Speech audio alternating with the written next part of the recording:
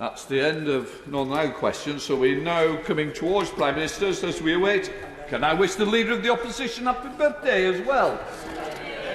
So we now come to question 1 from Andrew Bowie. Thank you very much, Mr. Speaker. Question number 1. Prime Minister.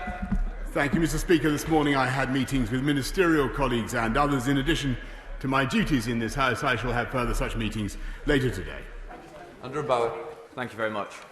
3 weeks ago today, the community in my constituency of West Aberdeenshire and Kincardine, and indeed I think the entire country was rocked by the events on the railway line just south of Stonehaven, the tragic events in which 3 men, Brett McCulloch, Chris Stutchbury and Donald Dinny, tragically lost their lives. I'm sure my right honourable friend, indeed the whole House, will join me in sending our deepest condolences to the family and friends of those 3 men today, as well as our thanks and heartfelt gratitude to the incredible men and women of our emergency services and multiple agencies who worked in incredibly difficult conditions to help the survivors from that incident. The interim report is on the desk of the Transport Secretary as we speak, and I know that the full report will take time to run its course, as is only right. But what assurances can my right honourable friend give my constituents that the serious questions that they have will be answered, any recommendations will be implemented, and that the Government will do everything it can to prevent an accident like this from ever happening again? Prime Minister. I thank my honourable friend, and I know the whole House will want to join with me in sending our condolences to the family and friends of Brett McCulloch, Donald Dinny and Christopher Stutchbury. And I would like to join my honourable friend in paying tribute to the extraordinary work of the emergency services and the public for the bravery that they showed. Britain's railways are among the safest in Europe, partly because we take accidents like this so seriously, and therefore we must ensure that we learn the lessons of this tragic event to make sure that no such incident recurs in the future. Now come to the Leader of the Opposition, Keir Starmer.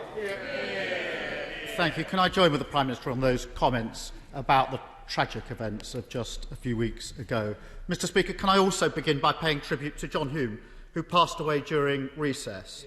John was a beacon of light in the most troubled of times. He'll be seriously missed. Mr. Speaker, let me start today with the exams fiasco. On the day that thousands of young people had their A-level grades downgraded, the Prime Minister said, and I quote him, "The exam results are robust. They're good, they're dependable." The Education Secretary said there would absolutely not be a U-turn. A few days later, a U-turn. We learned yesterday that the Education Secretary knew well in advance that there was a problem with the algorithm. So a straight answer to a straight question, please, Prime Minister. When did the Prime Minister first know that there was a problem with the algorithm? Minister. Well, Mr. Speaker, perhaps I could begin by congratulating the right honourable gentleman on his birthday, and say to him that on the exams and the stress that young people have been through over the summer, both the Secretary of State for Education and I understand very well how difficult it has been for them and for their families going through a pandemic at a time when we have not been able, because of that pandemic, in common with most other countries in the world, to stage normal examinations. And as a result of what we learned about the tests, the results that had come in, we did institute a change. We did act. The students, the pupils of this country, now do have their grades. And I really ask the right honourable gentleman whether he will join me in congratulating those pupils on their hard work, and whether he agrees with me that they deserve the grades they've got. Keir Starmer. Mr. Speaker, I've already expressed congratulations to all those students, and I do so again. But I want to go back to my question, which the Prime Minister avoided. And I know why he avoided it. Because he either knew of the problem with the algorithm and did nothing, or he didn't know when he should have. So let me ask again, when did the Prime Minister first know there'd be a problem with the algorithm? Minister. Mr. Speaker, as you know perfectly well, Ofqual made it absolutely clear time and again that in their view the system that was in place was robust. Ofqual is, as he knows, an independent organisation, and credit had to be given to their views all summer long. all summer long, Mr. Speaker, he's been going around undermining confidence, spreading doubts, and in particular about the return to school in safe conditions. And it's absolutely true. And today is a great day because the parents, the pupils of this country, the teachers of this country are overwhelmingly proving him wrong and proving the doubters wrong, Mr. Speaker, because they are going back to school in record numbers in spite of all the gloom and dubitation that he tried to spread. And I think it would be a fine thing, Mr. Speaker, if today, after 3 months of refusing to do so, as pupils go back to school, if today finally he said that school was safe to go back to. Come on.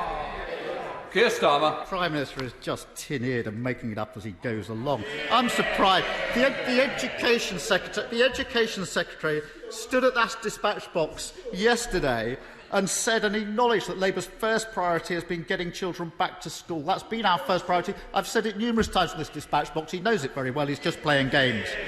Mr. Speaker, and he's fooling nobody. Even his own MPs have run out of patience.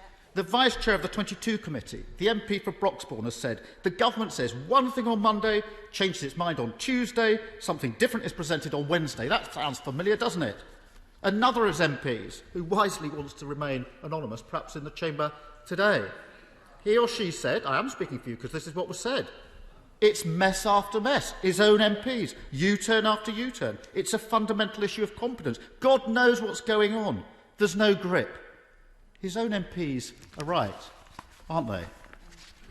Mr. Speaker, this is a leader of the opposition who backed remaining in the EU and now is totally silent on the side. Now has performed a U-turn. He backed, and perhaps he still does, Mr. Speaker. This is a leader of the opposition who supported an IRA condoning politician who wanted to get out of NATO and now says absolutely nothing. This is a leader of the opposition who sat on the front bench whilst there was anti-Semitism. I think there are questions being asked. We do need to try and answer the questions that's being put to the Prime Minister. It will be helpful to those who are watching to know the answers. Prime Minister. Mr. Speaker, I think it will be helpful to all those who are watching to know. Minister, I think I'll make the decisions today. Come on, Prime Minister. Sorry, Mr. Speaker, if I may say, I think it will be helpful to all those who are watching to know that this opposition and this leader of the opposition said absolutely nothing to oppose the method of examinations that was proposed, and indeed they opposed the teacher accreditation system that we eventually came up with. Is he now saying that those grades aren't right, or is it just Captain Hindsight leaping on a bandwagon and opposing a policy that he supported 2 weeks ago? Yes, Starmer. The problem is he's governing in hindsight. That's why he's making so many mistakes. Mr. Speaker, before I go on, the Prime Minister said something about the IRA, and I want him to take it back. I worked in Northern Ireland for 5 years with the police service of Northern Ireland, bringing peace. I prosecuted the Director of Public Prosecution, serious terrorist, for 5 years, working with the intelligence and security forces and with the police in Northern Ireland. Asked the Prime Minister to have the decency to withdraw that comment. Mr. Prime Minister, it's the same every time. Pretend the problem doesn't exist, brush away scrutiny, make the wrong decision, then blame somebody else. This has got to change, because the next major decision for the Prime Minister is on the furlough scheme. The jobs of millions of people are at risk. The longer he delays, the more they're at risk. So will he act now, finally get this decision right, and commit to extend the furlough for those sectors and those workers that desperately need it? Prime Minister. Mr. Speaker, what we are doing in this government is getting people back to school, getting our pupils back to school in spite of all the doubts that he's tried to sow, and we are getting people back to work. What he wants to do is extend the furlough scheme, on which this country has already spent £40 billion. What we would rather do is get people into work through our Kickstart scheme, which we are launching today, £2 billion to spend to support people, young people in particular, to get the jobs that they need. He wants to keep people out of work in suspended animation. We want to move this country forward. That's the difference between him and us. Can can I just say there was a question about the allegation on that. I was very concerned that was the point I was making. I think, in fairness, I'm sure you would like to withdraw. Well, Mr. Speaker, I'm very happy to say that I think that I listened to the protestations of the right honourable gentleman. I think they would have been more. They would have been more in order throughout the long years in which he supported a leader of the Labour Party. Leave it as it was. Yes. When the Prime Minister has worked with the security and intelligence forces prosecuting criminals and terrorists, he can lecture me. I asked him to do the decent thing, but doing the decent thing and this Prime Minister don't go together. This has been a wasted summer. The government should have spent it preparing for the autumn and winter. Instead, they've lurched from crisis to crisis, U-turn to U-turn. To correct one error, even two might make sense. But when the government's notched up 12 U-turns and rising, the only conclusion is serial incompetence. That serial incompetence is holding Britain back. Will the Prime Minister take responsibility and finally get a grip? Mr. Speaker, I take full responsibility for everything that has happened under this government throughout my period in office. And actually what has happened so far is that we have succeeded in turning the tide of this pandemic. And in spite of the negativity and the constant sniping from the opposition, we are seeing a country that is not only going back to school, but going back to work. Britain is in the lead in developing vaccines. We are in the lead in finding cures for this disease, in dexamethasone, in finding treatments for this disease. And not only that, Mr. Speaker, we are taking this country forward in spite of the extreme difficulties that we face. What I think the people of this country would appreciate is he and I, the Labour front bench, everybody across this House, coming together and uniting and saying that it is safe for kids to get back to school. And I must say, Mr. Speaker, we still have not heard that. Those words from the right honourable gentleman. Will he now say school is safe? I've said it so many times. School is safe. My own children have been in school throughout. There's no issue on this. The Prime Minister is seeking to divide instead of... I wrote to him on the 18th of May, in confidence and in private, offering my support to him to get kids back to school. The only reason they weren't back before the summer was because of his incompetent Education Secretary. Mr. Speaker, the Prime Minister will recall that before the recess, I asked him if he would meet the COVID-19 Bereaved Families for Justice group. I had the privilege of meeting the families on the 15th of July. They gave me incredibly moving accounts of how COVID-19 had taken their loved ones from them. On Sky News last week, the Prime Minister was asked if he would meet the families. And he said, and I'll quote, "Of course I will meet the bereaved. Of course I will do that." But yesterday, they received a letter from the Prime Minister saying that meeting them was now, regrettably, not possible. The Prime Minister will understand the frustration and the hurt of those families that he said one thing to camera and another to them. Can I urge the Prime Minister to reconsider, to do the right thing and find time to meet these grieving families? Prime Minister. Mr. Speaker, if I may say to the right honourable gentleman, it's absolutely typical of him that he should frame it in that way, because when I made that answer, of course I was very happy to meet the families of the bereaved, and I sympathise deeply with all those who have lost loved ones throughout this pandemic, and we all feel their pain and their grief. But it turns out that this particular group that he refers to are currently in litigation against the government, and I will certainly meet them once that litigation is concluded. But I may say to him, it would be a better thing, rather than trying to score points in that way, if he joined together with us and with this government and said not only is school safe, but it is also safe to go back to. And by the way, Mr. Speaker, that's the first time in 4 months he said it. As I'm delighted to have extracted it from him over this dispatch box. He's never said it to me in the House of Commons. I hope, Mr. Speaker, he will also say that it is safe for the workforce of this country to go back to work in a COVID-secure way. We want to take this country forward. We're not only getting the pandemic under control, with deaths down, with hospital admissions way, way down. We will continue to tackle it with local lockdowns, with our superlative test and trace system, which, by the way, before they sneer and before they mock at it, Mr. Speaker, has now conducted more tests than any other country in Europe. And he might hail that rather than sneering at this country's achievements. Jones. Thank you, Mr. Speaker. Discussions in the joint committee established under the withdrawal agreement will have the most crucial bearing on the future of trade, not only between the UK and the EU, but also within the UK itself.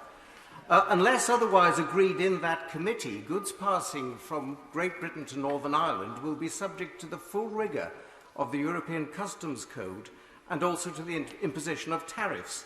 That would be quite unacceptable, so will my right honourable friend commit to do whatever it takes to ensure that it does not happen? Prime Minister. Yes, my right honourable friend is absolutely right to raise the concern that he does, and we must, of course, and will deliver on what the protocol says, which is that there shall be unfettered access between GB, NI and NI GB, and there shall be no tariffs, and we will legislate in the course of the next months to guarantee that. We now come to the Leader of the SNP, Ian Blackford, on the first of two questions. Thank you, Mr. Speaker. And can I associate myself with the remarks of the Prime Minister and the Leader of the Opposition on the tragedy that we witnessed close to Stonehaven, and indeed to the tribute that we had to John Hume from the Leader of the Opposition. John Hume, a man that did so much for the delivery of peace in the island of Ireland. Mr. Speaker, yesterday the Prime Minister told his Cabinet, and I quote, "I am no great nautical expert, but sometimes it is necessary to tack here in response to the facts as they change." It was surprisingly honest for the Prime Minister to admit his government is all at sea. A UK government now defined by 8 U-turns in 8 months. But if the Prime Minister is true to his word, then surely he must see sense and change tack for a 9th time. With the clock ticking for struggling businesses and workers, will the Prime Minister commit today to extend the job retention scheme beyond October? Or is his government making the political choice to accept levels of unemployment last seen under Thatcher in the early 1980s? Prime Minister. Mr. Speaker, members of opposite of all parties seem to want to extend the furlough scheme, which has already cost this country £40 billion, helped supported 11 million people, but after all keeps them in suspended animation and prevents them from going to work. What we want to do is get people back to work. And that's why I hope he will instead support our Kickstarter scheme to get young people into jobs and support them in those jobs. How much better is that than languishing out of work? Ian Blackford. My goodness, Mr. Speaker, languishing out of work. The furlough scheme is there to protect people so they can come back to work when the time is right. Mr. Speaker, France, Germany and Ireland have extended their furlough scheme into 2021. Mr. Speaker, they have made a moral choice. They are not prepared to punish their people with record levels of unemployment. You know, Mr. Speaker, people in Scotland are seeing a tale of two governments. While the Tories are cutting furlough scheme support, yesterday Nicola Sturgeon was announcing new investment to protect jobs, including a youth guarantee. We all know that jobs are under threat if the furlough scheme ends in October. The power to end this threat lies with the Prime Minister. Will he do his duty and extend the furlough scheme, or are we going to return to levels of unemployment last seen under Thatcher, with the resultant human misery? Prime Minister. Mr. Speaker, what we are doing is not only continuing with the furlough scheme, as he knows, until the end of this month, which is by far more generous, by the way, than anything provided in France or Germany or Ireland. We're continuing with it. But we will also, after that scheme elapses, we will get on with other measures to support people in work. And starting today, there is the Kickstarter scheme to help young people get the jobs that they need. That is in addition to a £160 billion package that we have spent to support the economy throughout this crisis. This government has put its arms around all the people of this country to support them throughout the crisis. That is what we are doing, and we will now help them to get back into work. Big Green. Thank you, Mr. Speaker. I share my right honourable friend's enthusiasm that those who can get back to work safely in their offices should do so. But realistically, many will only want to do so for 2 or 3 days a week. Can I urge him to use his considerable powers of persuasion to encourage the rail industry to introduce immediately flexible season tickets so that those people are not tied into traditional work patterns, both to help many thousands of commuters in areas like mine in Ashford, but also to help save the rail industry? Well, I thank my right honourable friend, and he's absolutely right that we are working at pace with rail companies to try to deliver new products in terms of ticketing, which ensure not just better value, but also enable people to get back to work in a flexible way. Sir Geoffrey Donaldson. Can I thank the Prime Minister and the Chancellor for the financial and economic interventions their government have made to date.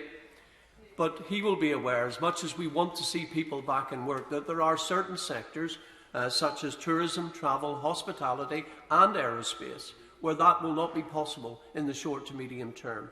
Therefore, can I encourage the Prime Minister to look at a targeted extension for those sectors, and also to look at a specific UK-wide scheme to help those so far who have been excluded from the current schemes, including the newly self-employed. Prime Minister. Well, Mr. Speaker, as the right honourable gentleman knows, there are a great number of schemes in addition to the job retention scheme that support people in work and in all sorts of sectors of the coronavirus. Loans, the bounce-back loans, the grants that we've made to businesses of all kinds. He mentions the tourism and hospitality sector. We've made huge investments in those. There's a very successful Eat Out to Help Out scheme that we've been running. But it is also very important that we get people back into the workplace in a COVID-secure way. And unlike the Leader of Opposition, we do absolutely everything we can to give them confidence that it is a good idea to go back. And an ounce of confidence, Mr. Speaker, is worth a ton of taxpayers' money. Thank you, Mr. Speaker. The Bounce Back Loan Scheme has been a huge success, delivered by the Prime Minister and indeed the Chancellor. 1.3 million loans being granted, vital support for SMEs.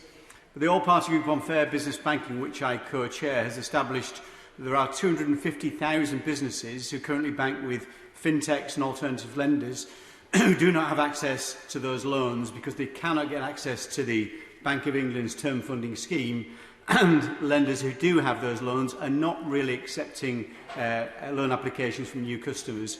Would the Prime Minister use his best offices to persuade the Governor of the Bank of England to open up the term funding scheme to those alternative finance organisations, or open the doors of other lenders who can provide those schemes, those loans, to other SMEs? Prime Minister. Well, I thank my honourable friend. He raises an important point. Those, as he will know, the rules around access to schemes for alternative finance are not the responsibility of my right honourable friend, the Chancellor, but for the Bank of England. But I'm sure the Governor will have heard him today. We now come to Owen Thompson. Thank you, Mr. Speaker. Over the summer months, many people undertake a range of activities. For some, it's camping. For others, it's festivals and events. In my Midlothian constituency, we've got a number of highly successful employers in audiovisual technology, hospitality and creative industries, none of whom can currently undertake their normal activities. In the face of this, when furlough ends, these companies could face collapse. What should I tell them? That the government are today going to extend the scheme to make sure the industry can get back on its feet, or has the government completely given up on them? Hear, hear. Prime Minister. Not at all, Mr. Speaker. We've supported the arts industry alone, with I think about £1.7 billion of support. And in Scotland, as I'm sure he never tires of saying, the overall support for tackling coronavirus has been of the order of about £4 billion, and we will continue to give support. But we happen to think, and I hope it's common ground across the House, we happen to think that it would be better for the UK economy, better for all the people that he rightly cares about, to get back into work, Mr. Speaker. James Davies. Thank you, Mr. Speaker. Now, one positive among the gloom of the COVID pandemic is that this year's I'm a Celebrity will be filmed not in New South Wales, Australia, but in our own North Wales. Even if I cannot tempt the Prime Minister to take part in a Welsh Tucker trial, would he commend ITV on its choice of venue and welcome the positive impact this can have on the regional economy? Prime Minister. I thank my honourable friend, and he's right to draw attention to the wonderful attractions of North Wales, which I know very well myself. When I tried to get elected there many years ago, unsuccessfully. And I congratulate him on his success, and may it be long repeated. Heading up to Adrian Shocks with Neil Gray. Neil Gray. Thank you, Mr. Speaker. Earlier this summer, the Treasury floated a story in the Telegraph suggesting a public sector pay freeze to save money. Given so many public sector workers, such as nurses, police, firefighters, teachers and others, have put their lives on the line to fight COVID, surely this would be an unconscionable betrayal. Will the Prime Minister therefore unequivocally not only rule out a pay freeze, but commit to fully funding a package to ensure they are remunerated to reflect their sacrifices? I must say, I listened carefully to what the honourable gentleman said. He seems to have ignored the fact, Mr. Speaker, that we've just had an inflation-busting public sector pay rise, and that nurses alone, as part of the package that we agreed in 2018, have had a 12.5% pay increase since then. I appreciate his sentiments. He's on the right lines, but he should look at what's actually happening. Angela Richardson. Thank you, Mr. Speaker. Alexander Dennis has been manufacturing buses in Guildford for over 100 years with exciting new low and zero emission vehicles. I'm sure my right honourable friend will be as saddened as I was to hear that 200 jobs have been made redundant locally. Does he agree with me that the fantastic skills these workers have are vital as part of our green recovery? And will he work with me and colleagues to ensure the long-term success of UK bus manufacturing for both domestic and export markets? Prime Minister. Well, I thank my honourable friend for her very apposite intervention on behalf of Alexander Dennis. I'm a keen customer, was a keen customer of Alexander Dennis's fantastic machines, and I hope that our green recovery and our massive investment in green buses, and I can't guarantee this, but I hope it will be of benefit to the workforce of Alexander Dennis.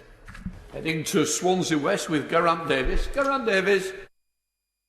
Mr. Speaker, the Prime Minister is stumbling forward into mass unemployment with the sudden and universal removal of furlough, and towards a further spike and resurgence in coronavirus due to making people who are working from home travel to work.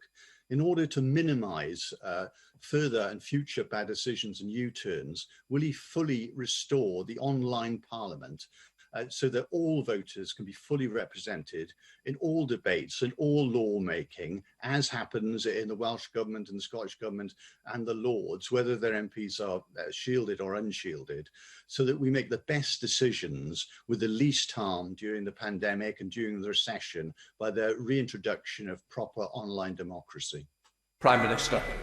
Well, Mr. Speaker, I thank the honourable gentleman. I encourage him to return from New York or Shanghai or wherever he is, and to join us as fast as we can here in this House. I think actually what the people of this country want to see is their representatives back on their seats as fast as possible in the Palace of Westminster. And that is what we should work for. That's why we're working together to drive down this virus and create a COVID-secure environment. Andrew Lowe. Thank you, Mr. Speaker. When I buy a copy of the Mirror, the Mail or the Telegraph, I'm not required to buy a copy of the Guardian. And yet when I want to watch live TV on Sky, Amazon Prime or ITV, I am forced to pay for the BBC. Does the Prime Minister believe that this is a sustainable situation in the medium or longer term? My honourable friend makes a very interesting point, a point of view that I'm sure shared by many people in this country. But my right honourable friend, the Secretary of State for Culture, Media and Sport, will be setting out a roadmap shortly for reform of the BBC and addressing the very issue that he mentions. Just going down to Brentford and Isleworth with Ruth Cabray. Ruth Cabray. Thank you, Mr. Speaker. Last week, the Financial Times published a list of the 12 government U-turns made under this Prime Minister, from the exam results fiasco to the contact tracing app to the wearing of masks.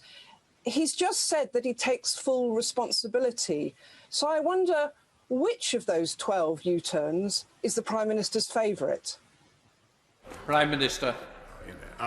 Mr. Speaker, you know, it's a rare privilege to ask a question in the House of Commons. You would have thought they could come up with something better than that. I have to. All I want to say to her is that this is a global pandemic that this government is dealing with extremely effectively at a medical level, and what we want to do now is, in a COVID-secure way, not only get our children back into school, because that's what's happening today, in spite of the I don't know where she's been on this question, but in spite of the leader of the opposition and his colleagues. And what we also want to do is get our country economy back on its feet again and get us back to work. So I hope that she and her colleagues will say that it is also safe to go back to work in a COVID-secure way.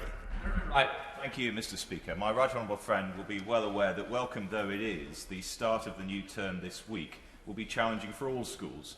It will be particularly so for Burton Green Church of England Academy in my constituency, where HS2 has just closed the road that many parents use to access the school.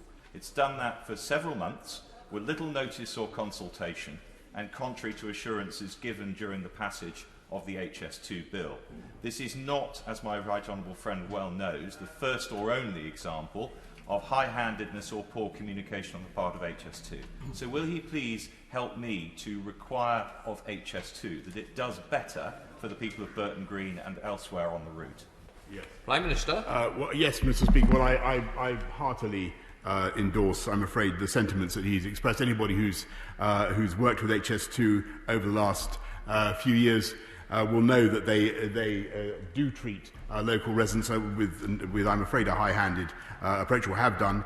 And what I can tell him, however, is that where there is damage to local roads, HS2 will pay compensation. I will certainly take his point up with HS2. Osborne.